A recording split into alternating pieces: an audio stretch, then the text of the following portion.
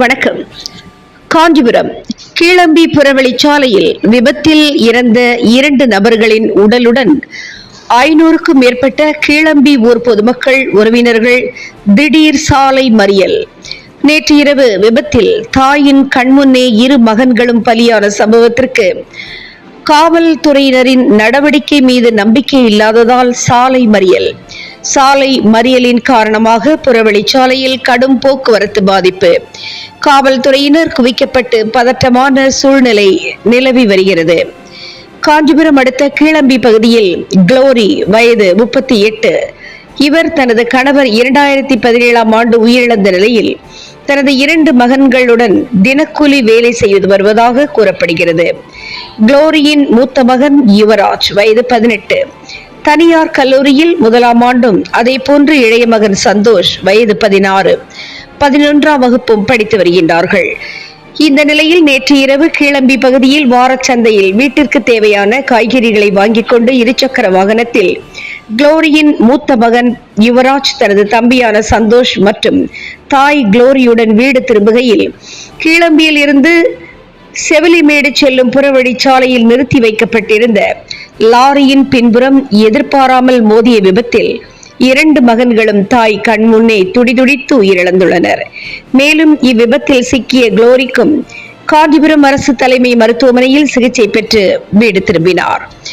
இச்சம்பவம் குறித்து பாலுச்செட்டி காவல்துறையினர் உயிரிழந்த 2 உடல்களையும் மீட்டு பிரேத பரிசோதனை செய்து குடும்பத்தாரிடம் உடலை ஒப்படைத்து இது குறித்து வழக்கு பதிவு செய்து விசாரணையை மேற்கொண்டு வருகின்றார்கள். இந்த நிலையில் காவல்துறையின் விசாரணை மீது நம்பிக்கை இல்லை எனவும், உயிரிழந்தவர்களுக்கு உரிய நீதி வேண்டும் என்றும், அரசின் உரிய இழப்பீடு வழங்கி குடும்பத்தில் ஒருவருக்கு அரசு வேலை வழங்க வேண்டும் என்றும், உயிரிழப்புக்கு உரிய நடவடிக்கை எடுத்திட வேண்டும் என கூறி சாலை விபத்தில் உயிரிழந்த 2 சடலத்தோடு கீழம்பி புறச்சாலையில் விபத்தில் சிக்கி உயிர் பிழைத்த தாய் குளோரி மற்றும் அவரது உறவினர்களுடன் சேர்ந்து 500க்கும் மேற்பட்ட கிராம மக்கள் ஒன்று திரண்டு திடீரென்று சாலையில் அமர்ந்து கோஷங்களை எழுப்பி சாலை மறியல் போராட்டத்தில் ஈடுபட்டதால் அப்பகுதியில் பெரும் பரபரப்பு நிலவியது. இந்த மறியல் போராட்டம் காரணமாக புறவழிச்சாலையில் இருபுறங்களிலும் கடும் போக்குவரத்து பாதிப்பு ஏற்பட்டுள்ளது. மேலும் இது தொடர்ந்து தகவல் அறிந்து அங்கு விரைந்து வந்த போலீசார் போராட்டக்காரர்களுடன் பேச்சுவார்த்தையில் ஈடுபட்டு வருகின்றார்கள். கடந்த 1 மணி நேரத்திற்கு மேலாக நடந்து வரும் இந்த மறியல் போராட்டத்தில் மாவட்ட ஆட்சியர் நேரில் வந்தால் மட்டுமே நாங்கள் கலைந்து செல்வோம், குடும்பத்தாருக்கு உரிய நீதி கிடைக்கும் வரையில் நாங்கள் ஓய மாட்டோம் என கூறி தொடர்ந்து கோஷங்களை எழுப்பி சாலை மறியல் போராட்டத்தில் ஈடுபட்டுள்ளார்கள். மேலும் அங்கு போலீசார் குவிக்கப்பட்டும் பதற்றமான சூழ்நிலையும் நிலவி வருகிறது. தினமுகம் எக்ஸ்பிரஸ் செய்திகளுக்காக காஞ்சிபுரம் மாவட்ட செய்தியாளர் மிதேஷ் குமார் மற்றும் ஐயம்மாள்.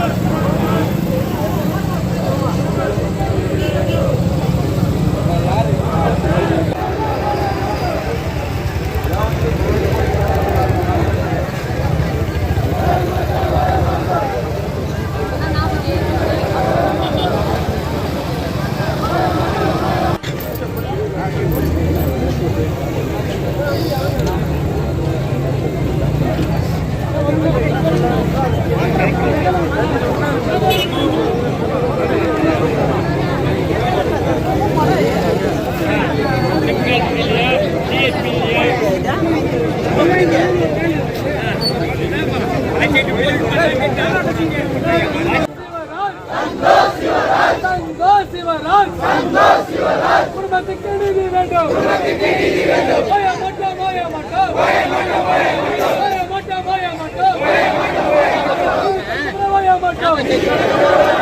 மாவட்ட ஆட்சியரே வந்து விடு. மாவட்ட ஆட்சியரே வந்து விடு. நீதி வேண்டும், நீதி வேண்டும். வேண்டும் நீதி வேண்டும் நீதி வேண்டும்